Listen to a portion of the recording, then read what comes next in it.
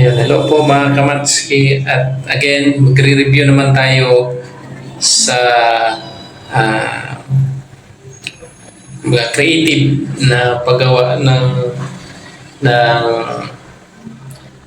ah, itlogan ng manok. So, let's go! So yan mga Kamatski, ang gagamitin niya ay galon.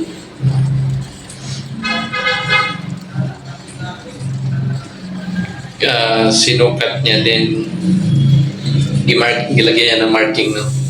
Para dyan niya puputulin.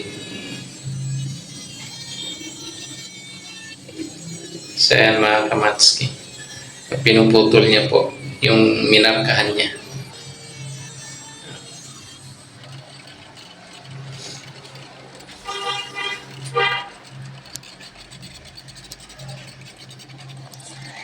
Ayan, so nililinis niya na.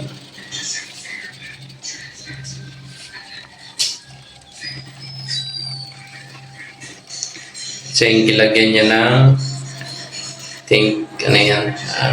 didikitan niya siguro yung mga matatalas na bahagi, pagkat niya. Then ilalak niya sa loob. So napakagaling, no? Sobrang creative po yung mga anyos na mga galon. So ginamit niya mga Kamatski.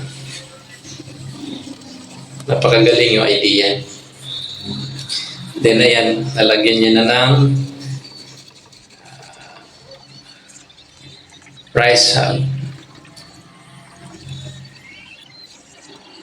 So yun, din na lang doon sa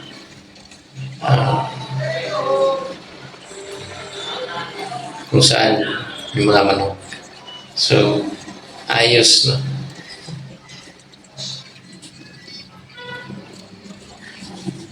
So yun, iniitlogan na po. So maraming salamat mga Kamatski, and God bless.